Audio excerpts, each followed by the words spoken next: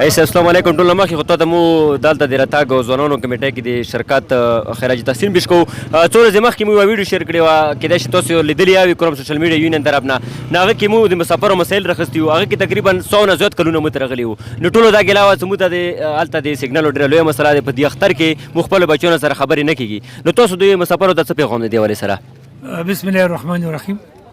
زه چې کوم یو ځای نه ایمني یم، داسې میاشت نه تېره مو آرمي چیف نه وغله، کور کمانډر نه وغله، وزیر الله عمران خان ته دې سلسلې کې هغه نوي لیکله. څه ګوره که بیا ډېر خرب غلیظ ملکونو کې دي، هغو ربطې نشته، مهرباني وکړئ پی ټي سی ایل او موبایل روکئ، که انټرنیټ وي که نه وي، کم سے کم دا سهولتونه 2004-5 زره وعدې وشوې.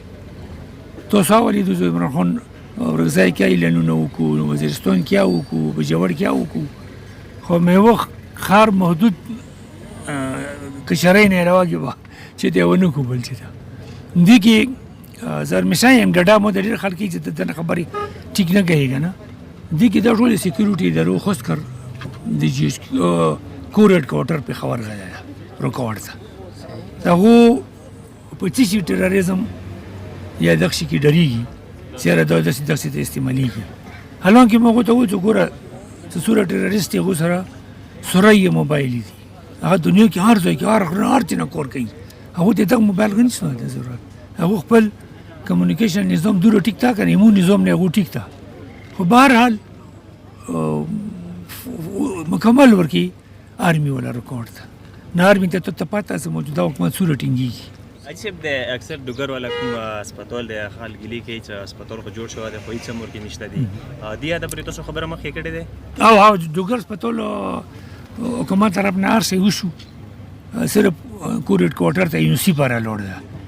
مو اندازه ده چې جون کې به خامخا د فنکشن شي ډېر ډاکټران ډېر سټاف دنیا دوی وایي ان جي او ده مرف ته مرف هغې حکومت نه په ټیکې خسته ده.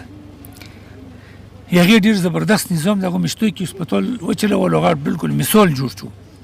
نو دا اوس که بیا لو کې 5 هسپتالونه یې وه او ضلع کې دفاع وسویر کو، دا ټولو پروګرام منیجر فاټه پر یمه ورور د قدر نغو مطلب ټولو تیارې انټرویو نه وشوي، تکړه ډاکټران او ډاکټرې وایي نو مطلب خلک حکومت به هغو ته لکه یو ډاکټر تنخواه ده فار ایگزامپل 2 لکه، حکومت 2 لکه ورکوي، 2 سپیشلیست ډاکټرانو ته 5 لک روپۍ تنخواه ورکوي، د بقي 3 لک د مرف ورکوي.